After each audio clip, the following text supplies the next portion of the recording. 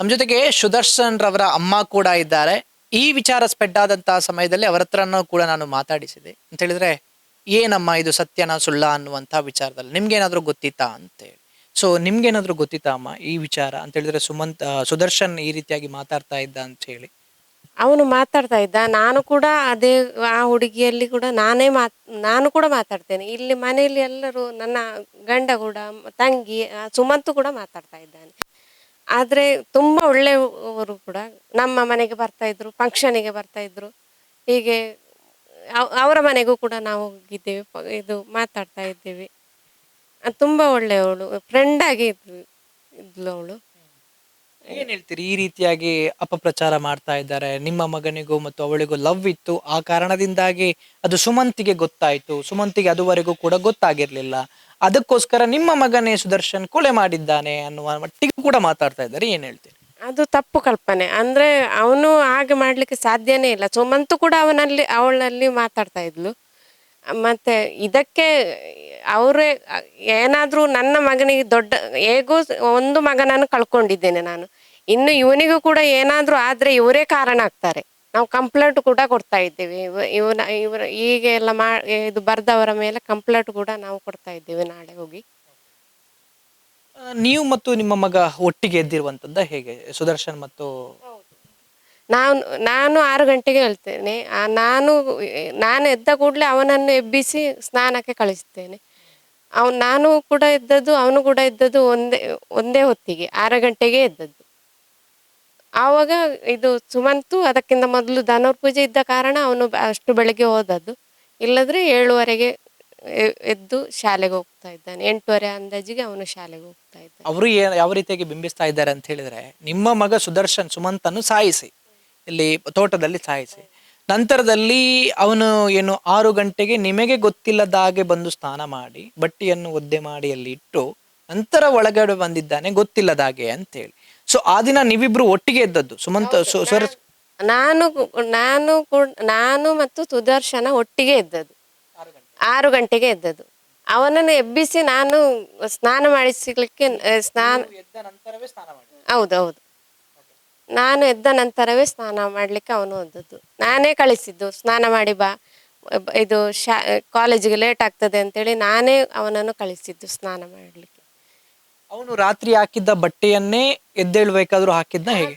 ಹಾಕಿದ್ದ ರಾತ್ರಿ ಹಾಕಿದ ಬಟ್ಟೆಯನ್ನೇ, ರಾತ್ರಿ ಸ್ನಾನ ಮಾಡಿ ಹಾಕಿದ ಬಟ್ಟೆಯನ್ನೇ ಬೆಳಗ್ಗೆ ಇರುವಾಗ ಅವನು ಹಾಕಿದ್ದ. ಅವನು ಮತ್ತೆ ಎದ್ದು ಅಲ್ಲುಜ್ಜಿ ಸ್ನಾನ ಮಾಡ್ಲಿಕ್ಕೆ ನಾನೇ ಕಳಿಸಿದ್ದ ಅವನನ್ನು. ಹೌದು. ಅವನು ಮತ್ತೆ ಬಸ್ ಸ್ಟ್ಯಾಂಡ್ ಹತ್ರ ಹೋದ. ಆ ಸಮಯದಲ್ಲಿ ಅವನಿಗೆ ಗೊತ್ತಾಗಿರುವಂತದ್ದು ಸುಮಂತ್ ಕಾಣೆ ಆಗಿದ್ದಾನೆ ಅಂತ ಹೇಳಿ. ಅದು ತಪ್ಪು. ಅಂದ್ರೆ ಅವನು ಕಾಲೇಜಿಗೆ ಹೋಗುವಾಗ ಅವನು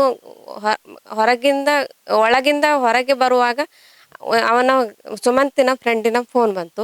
ಅವಾಗ ನಾನು ಫೋನ್ ಎತ್ತಿ ನಾನೇ ಹೇಳಿದೆ, ಇದು ಸುಮಂತ ಅವನನ್ನು ಕರೆಯುವುದು ನಾವು ಪುಟ್ಟ ಅಂತೇಳಿ, ಸುಮಂತನನ್ನು ಕರೆಯುವುದು ಪುಟ್ಟ ಅಂತೇಳಿ.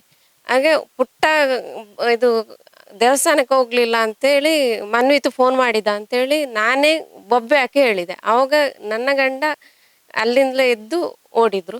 ಮತ್ತೆ ಸುದರ್ಶನ ಕೂಡ ಹೋಗಿದ್ದ. ಮತ್ತೆ ನಾನು ಕೂಡ ಅಲ್ಲೇ ದೇವಸ್ಥಾನ ಇದು ದಾರಿಯಲ್ಲೇ ಓಡಿದೆ. ನಿಮ್ಗೆ ಸುಮಂತ್ ಎಲ್ರಮ್ ಇಟ್ಟದ್ದು ನಿಮ್ಗೆ ಗೊತ್ತೇ ಆಗಿಲ್ವ? ಇದುವರೆಗೆ ಗೊತ್ತಾಗಿಲ್ವ? 3 ದಿವಸದಿಂದ ಹೋಗ್ತಾ ಇದ್ದ, ಎಲ್ರಮ್ ಇಟ್ಟಿರುವಂತದ್ದು ಕೇಳಲೇ ಇಲ್ವಾ ನಿಮ್ಗೆ? ಇಲ್ಲ, ಕೇಳಲೇ ಇಲ್ಲ. ಅವನು ಯಾರಿಗೂ ಉಪದ್ರ ಮಾಡುವ ಹುಡುಗನೇ ಅಲ್ಲ. ಅಂದ್ರೆ ಯಾರಿಗೂ ಉಪದ್ರ ಆಗ್ಬಾರ್ದು ಅಂತೇಳಿ ಕಾರಣದಿಂದಲೇ ಇದು ವಾಲ್ಯೂಮ್ ಕಡಿಮೆ ಮಾಡಿ ಇದು ಅಲ್ರಾಮ್ ಇಡ್ತಾ ಇದ್ದ. ಲೈಟ್ ಕೂಡ ಹಾಕ್ತಾ ಇಲ್ಲ. ಲೈಟ್ ಕೂಡ ಬಚ್ಚಲು ಇದು ರೂಮಿನ ಲೈಟ್ ಹಾಕಿ ಸ್ನಾನ ಮಾಡಿ ಅಲ್ಲಿಂದಲೇ ಇದು ಮೊಬೈಲ್ ಅವನ ಹತ್ರ ಇದ್ದ ಸಿಮ್ ಇಲ್ಲದ ಮೊಬೈಲಲ್ಲೇ ಅವನು ಲೈಟ್ ಇದು ಡ್ರೆಸ್ ಹಾಕಿಕೊಂಡು ಒಳಗಡೆ ಬಂದು ಡ್ರೆಸ್ ಹಾಕಿಕೊಂಡು ಅವನು ಹೋಗ್ತಾ ಇದ್ದ ಅಷ್ಟೇ. ನೀವು ಏನೆಲ್ಲ ಆ ದಿನ ಅವನಿಗೆ ಮಡಿಚಿಟ್ಟಿದ್ರಿ? ಬರೀ ಪ್ಯಾಂಟ್ ಶರ್ಟ್ ಮಾತ್ರವಾ ಅಥವಾ ಅದರೊಟ್ಟಿಗೆ ಲೈಟ್ ಇಟ್ಟಿದ್ರ, ಸೈಕಲ್ ಕೀ ಇಟ್ಟಿದ್ರ, ಏನೆಲ್ಲ ಇಟ್ಟಿದ್ರಿ ಟೈಲರ್ ಮಿಷಿನ್ ಅಲ್ಲಿ ಅಂತ? ಅಲ್ಲ, ಟೈಲರ್ ಮಿಷನ್ ಅಲ್ಲಿ ನಾನು ಪ್ಯಾಂಟ್ ಮತ್ತು ಶರ್ಟ್ ಇಟ್ಟಿದ್ದು. Red colour shirt, banian shirt, ಮತ್ತೆ ಒಂದು ನೀಲಿ ಟೈಪಿನ ಒಂದು ಜೀನ್ಸ್ ತರ ಒಂದು ಪ್ಯಾಂಟ್ ಇಟ್ಟಿದ್ದೀವಿ. ಮತ್ತೆ ಕೀ ಎಲ್ಲ ಅವನೇ ಇಡುವ ಜಾಗದಲ್ಲೇ ಇತ್ತು. ನಾನು ಇಷ್ಟರ ತನಕ ಕೂಡ ನಾನೇ ಇಡಲಿಲ್ಲ. ಅವನು ಮರ್ತು ಹೋಗ್ತಾ ಇದ್ದ. ಮರ್ತು ಹೋಗುವಾಗ ಮಾತ್ರ ನಾನು ಅವನು ಒಳಗಡೆ ಬರುವಾಗ ಹೊರಗಿಂದಲೇ ಕರೆದು ನನ್ನ ಕೀ ಕೊಡು ಅಮ್ಮ ಅಂತ ಹೇಳುವಾಗ ಮಾತ್ರ ನಾನು ಕೊಡ್ತಾ ಇದ್ದೆ ಅಷ್ಟೆ. ಮೊದಲಿನ ದಿವಸ ಅಷ್ಟೇ ಇಟ್ಟದ್ದು ನಾನು. ಇದು ಅವನ ಒಂದು ಪ್ಯಾಂಟ್ ಮತ್ತು ಒಂದು ಶರ್ಟ್ ಇಟ್ಟಿದ್ದೆ. ಅವನು ಚಿಲಿಕ ಹಾಕಿ ಹೋಗ್ತಾ ಇದ್ನ ಹೊರಗಡೆ, ಕಿರುಬಾಗಿಲಿದೆ ಅಲ್ವಾ, ಅದರಲ್ಲಿ ಎದ್ದ ತಕ್ಷಣ ಒಳಗಡೆಯಿಂದ ಚಿಲ್ಕ ತೆಗೆದು ನಂತರ ಸ್ನಾನ ಮಾಡಿ ಮತ್ತೆ ಒಳಗಡೆ ಬಂದು ನೀವು ಟೈಲರ್ ಮಿಷಿನ್ ಅಲ್ಲಿ ಇಟ್ಟಂತ ಬಟ್ಟೆಯನ್ನು ಅವನು ಧರಿಸಿ ನಂತರ ವಾಪಸ್ ಹೋಗುವಾಗ ಹೊರಗಡೆಯಿಂದ ಚಿಲ್ಕ ಹಾಕಿ ಹೋಗ್ತಾ ಇದ್ನ. ಇಲ್ಲ ಸರ್, ಅವನು ಇದು ಹೊರಗಿಂದ ಚಿಲ್ಕ ಆಗ್ತಾ ಇಲ್ಲ. ಆಯ್ತು, ಇದು ಅದು ಬಾಗಿಲು ದೂಡುವಾಗ ಸ್ವಲ್ಪ ಟೈಟ್ ಆಗಿ ನಿಲ್ತಾ ಇದೆ. ಹಾಗೆ ದೂಡಿ ಹೋಗಿದ್ದಾನೆ ಹೊರತು ಅವನು ಚಿಲಕ ಹಾಕ್ಲೇ ಇಲ್ಲ. ನಾನು 6 ಗಂಟೆ ಎದ್ದು ಅದೇ ಬಾಗಿಲಲ್ಲಿ ನಾನು ಬಚ್ಚಲು ಇದು ರೂಮಿಗೆ ಬಂದಿದ್ದೇನೆ ಹಲ್ಲುಜ್ಜಲಿಕ್ಕೆ. ಅವಾಗ ಇದು ಬಾಗಿಲು ದೂಡಿ ಇತ್ತು ಹೊರತು ಚಿಲಕ ಹಾಕಲಿಲ್ಲ. ಹೌದು. ನನ್ನ ಹಿಂದೆ ಸುದರ್ಶನ ಕೂಡ ಬಂದು ಸ್ನಾನಕ್ಕೆ ಹೋಗಿದ್ದಾನೆ. ಅವಾಗ ಇದು ಬೆಳಗ್ಗೆ ನಾನು ಮತ್ತು ಸುದರ್ಶನ ಒಟ್ಟಿಗೆ ಬಚ್ಚಲು ರೂಮಿಗೆ ಬಂದದ್ದು. ಅವಾಗ ಕೂಡ ಬಾಗಿಲು ಹಾಕ್ಲೇ ಇಲ್ಲ. ಅವನು ಮನೆಯಲ್ಲೇ ಇದ್ದ. ಸುದರ್ಶನ ಓಪನ್ ಇತ್ತು. 6 ಗಂಟೆಗೆ ಓಪನ್ ಇತ್ತು. ಈಗ ಎದುರುಗಡೆಯಿಂದ ಬರೋಕೆ ಏನು ಅವನಂತೆ ಮೇನ್ ಬಾಗಿಲು ಏನಿದೆ ಅದರಿಂದ ಬರೋಕೆ ಏನು? ಅದರಿಂದ ಬರ್ಲಿಕ್ಕೆ ಅಜ್ಜ ಅಲ್ಲಿ ಹೊರಗಡೆ ಮಲಗುದಲ್ಲ, ಅದು ಟೈಟ್ ಕೂಡ, ಬಾಗಿಲು ಕೂಡ ಟೈಟು. ಅದು ಸೌಂಡ್ ಕೇಳ್ತದೆ, ಒಂದು ಕಿರಿಂಗ್ ಕಿರಿ ಅಂತೇಳಿ ಸೌಂಡ್ ಕೇಳ್ತದೆ. ಅದಕ್ಕೆ ಅಜ್ಜನಿಗೆ ಉಪದ್ರ ಆಗ್ಬಿಡ್ದು ಬೇಡ ಅಂತೇಳಿ ಅಜ್ಜನಿಗೆ ಎಚ್ಚರಿಕೆ ಆಗ್ತದೆ. ಇದು ನಾನು ಬಾಗಿಲು ತೆಗೆದು ಹೋಗುವಾಗ ಅಜ್ಜನಿಗೆ ಎಚ್ಚರಿಕೆ ಆಗ್ತದೆ ಅಂತೇಳಿ ಕಾರಣಕ್ಕೋಸ್ಕರ ಅವನು ಹಿಂದಿನ ಬಾಗಿಲಿಂದ ಅಷ್ಟೇ. ನಿಮ್ಮ ರೂಮಲ್ಲಿ ಯಾರೆಲ್ಲ ಮಲಗ್ತಾ ಇದ್ರು, ನೀವು ಮತ್ತು ಮಗಳು ಇಬ್ಬರೇ? ಆ ದಿವಸ ನಾನು ಮತ್ತು ಮಗಳು ಇಬ್ಬರೇ ಮಲಗಿದ್ದು. ಅಂದ್ರೆ ನನ್ನ ದೊಡ್ಡಪ್ಪನ ಮಗ ಬಂದ ಕಾರಣ ನನ್ನ ಹಸ್ಬೆಂಡ್ ಇದು ಆಚೆ ಸೈಡಲ್ಲಿ ಮಲಗಿದ್ದು, ಇಲ್ಲದ್ರೆ ಅವರು ನನ್ನ ಹತ್ರ ಮಲಗ್ತಾ ಇದ್ರು. ಇದುವರೆಗೂ ನಿಮ್ಗೆ ಯಾರ ಮೇಲೂ ಕೂಡ ಸಂಶಯ ಬರ್ಲೇ ಇಲ್ವಾ ಅಂತ ಹೇಳಿದ್ರೆ, ನೇಬರ್ಸ್ ಅಥವಾ ಮನೇಲಿದ್ದವರು ಅಥವಾ ಅವನ ಫ್ರೆಂಡ್ಸ್, ಈ ರೀತಿಯಾಗಿ ಯಾರ ಮೇಲೂ ಕೂಡ ಸಂಶಯ ಬರ್ಲೇ ಇಲ್ವಾ? ಯಾರಾದ್ರೂ ಹೇಳೋದನ್ನು ಕೇಳಿದ್ದೀರಾ? ಪೊಲೀಸರು ಏನಾದ್ರು ಹಿಂಟು ಕೊಟ್ಟಿದಾರ ನಿಮ್ಗೆ? ಇಲ್ಲ, ಯಾವ ಇದು ಯಾರ ಮೇಲೂ ಸಂಶಯ ಬರ್ತಾ ಇಲ್ಲ ನಮಗೆ. ಅಂದ್ರೆ ನಾವು ಅಷ್ಟು ಒಳ್ಳೆಯ ರೀತಿಯಲ್ಲಿ ಇದ್ದೇವೆ, ಆದ ಕಾರಣ ನಮಗೆ ಯಾವ ಸಂಶಯ ಕೂಡ ಬರ್ತಾ ಇಲ್ಲ. ನಾವು ಹೇಳ್ತಾ ಇದ್ದೇವೆ, ಆಯ್ತು, ಪೊಲೀಸರಲ್ಲಿ ಮಕ್ಕಳನ್ನು ವಿಚಾರಿಸಿ ಮತ್ತೆ ಶಿಕ್ಷಕರ ವಿಚಾರಿಸಿ ಎಲ್ಲ ಹೇಳಿದ್ದೇವೆ. ಆದ್ರೂ ಕೂಡ ಸಂಶಯದಿಂದ ಅಲ್ಲ ಮಾತ್ರ ಹೇಳಿದ್ದು, ಏನಾದರೂ ಕ್ಲೂ ಸಿಗ್ತದಾ ಅಂತೇಳಿ ಕೇಳೋಕ್ಕೋಸ್ಕರ ಹೇಳಿದ್ದೇವೆ. ಯಾವ ಸಂಶಯ ಕೂಡ ಬರ್ತಾ ಇಲ್ಲ ನಮಗೆ, ಕ್ಲೂ ಕೂಡ ಸಿಗ್ತಾ ಇಲ್ಲ. ಇದು ಕೊಲೆನೇ ಆಗಿರ್ಬೋದು ಅಥವಾ ಏನಾದ್ರೂ ನೀರಿಗೆ ಬಿದ್ದು ಸತ್ತಿರ್ಬೋದು ಅಂತೇಳಿ ಅನಿಸ್ತಾ ಇದೆಯಾ ನಿಮ್ಗೆ? ಯಾಕಂತ ಹೇಳಿದ್ರೆ ಇಷ್ಟು ಇನ್ವೆಸ್ಟಿಗೇಷನ್ ಮಾಡಿದ ನಂತರನೂ ಕೂಡ ಆರೋಪಿಗಳು ಯಾರು ಸಿಗ್ತಾ ಇಲ್ಲ, ಒಂದೇ ಒಂದು ಕ್ಲೂ ಸಿಗ್ತಾ ಇಲ್ಲ ಅಂತ ಹೇಳಿದ್ರೆ, ಇವನು ಆಕಸ್ಮಿಕವಾಗಿ ನೀರಿಗೆ ಬಿದ್ದು ಅಥವಾ ಯಾರು ಏನು ಕಾಡು ಪ್ರಾಣಿ ಅಟ್ಟಾಡಿಸಿಕೊಂಡು ಬಂದು ಸತ್ತಿರಬಹುದಾ? ಇಲ್ಲ, ಕಾಡು ಪ್ರಾಣಿ ನಾನು ಫಸ್ಟಿಗೆ ಹಾಗೆ ಗ್ರಹಿಸಿದೆ. ಏನಂದ್ರೆ ಕಾಡು ಪ್ರಾಣಿ ಏನಾದರೂ ಅಟ್ಟಿಸ್ಕೊಂಡು ಹೋಗಿದ ಇವನನ್ನು ಅಂತೇಳಿ ಹುಡುಕುವಾಗ ಫಸ್ಟ್ ಇದು ಅನಿಸಿತು ನನಗೆ ಹಾಗೆ. ಮತ್ತೆ ಬ್ಲಡ್ ನೋಡಿದ ನಂತರ ಅದು ಅಲ್ಲ ಅಂತ ಗ್ರಹಿಸಿದೆ ನಾನು.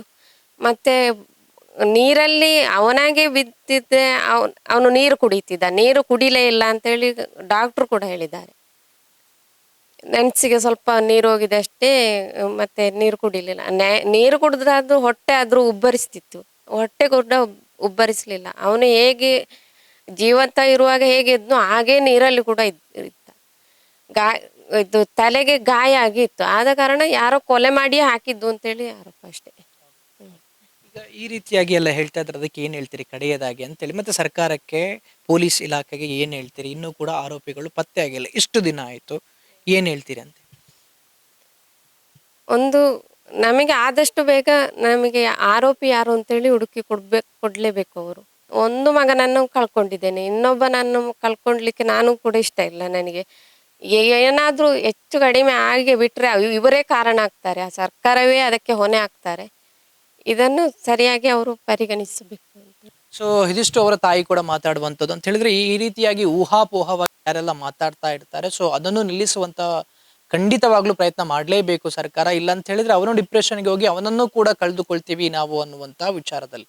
ಇವಾಗ್ಲೇ ಅವನು ಟೆನ್ಷನ್ ಅಲ್ಲಿ ಇದ್ದಾನೆ, ಒಂದಷ್ಟು ಟೆನ್ಷನ್ ಆಗಿ ನಂತರ ಅವನ ಇಲ್ಲ ಅಂತ ಹೇಳಿದ್ರೆ ನೇರವಾಗಿ ಸರ್ಕಾರನೇ ಕೂಡ ಹೊಣೆಯಾಗುತ್ತೆ ಅನ್ನುವಂತ ವಿಚಾರದಲ್ಲಿ. ಸೊ ಹಾಗಾಗಿ ಮತ್ತೊಮ್ಮೆ ಮಗದೊಮ್ಮೆ ನಾನು ರಿಕ್ವೆಸ್ಟ್ ಮಾಡುವಂಥದ್ದಿಷ್ಟೇ, ದಯಮಾಡಿ ಯಾರಿಗಾದ್ರೂ ಡೌಟ್ಸ್ ಇದ್ರೆ ಅವರ ಫ್ಯಾಮಿಲಿ ಅವರು ಖಂಡಿತವಾಗ್ಲೂ ಅವೈಲೇಬಲ್ ಇದ್ದೇ ಇರ್ತಾರೆ. ನಾವು ಮೊನ್ನೆಯಿಂದ ಬರ್ತಾ ಇದ್ದೇವೆ, ಸಪೋರ್ಟ್ ಮಾಡ್ತಾ ಇದ್ದಾರೆ. ಏನೇ ನಮ್ಮ ಹತ್ರ ಡೌಟ್ಸ್ ಇದ್ರು ಕೂಡ ಕಾಲ್ ಮಾಡಿದ್ರೆ ಆನ್ಸರ್ ಅನ್ನು ಕೊಡ್ತಾರೆ. ದಯಮಾಡಿ ಬಂದು ಅವ್ರ ಹತ್ರ ಇನ್ಪುಟ್ಸ್ ಅನ್ನು ತಗೊಳ್ಳಿ, ಏನಿದೆ ಏನಾಗಿದೆ ಅನ್ನುವಂಥ ವಿಚಾರದಲ್ಲಿ. ಆಗ ನಿಮಗೆ ಕ್ಲಿಯರ್ ಕಟ್ ಆಗಿ ಅರ್ಥ ಆಗುತ್ತೆ. ಎಲ್ಲೋ ಸ್ಟುಡಿಯೋದಲ್ಲಿ ಕೂತ್ಕೊಂಡು ನಾನೊಬ್ಬ ಹಿರಿಯ ಪತ್ರಕರ್ತ ಅಂತೇಳಿ ಏನೋ ಯಾರೋ ಹೇಳಿದ್ದನ್ನು ಹೇಳುವಂಥದ್ದು ಅಲ್ಲ. ಇಲ್ಲಿಗೆ ಬಂದು ಒಂದಷ್ಟು ಅಧ್ಯಯನ ಮಾಡಿ ಏನೆಲ್ಲ ನಡೆದಿದೆ ಅನ್ನುವಂಥ ವಿಚಾರದಲ್ಲಿ ತಿಳಿದುಕೊಂಡು ಮಾತಾಡಿ.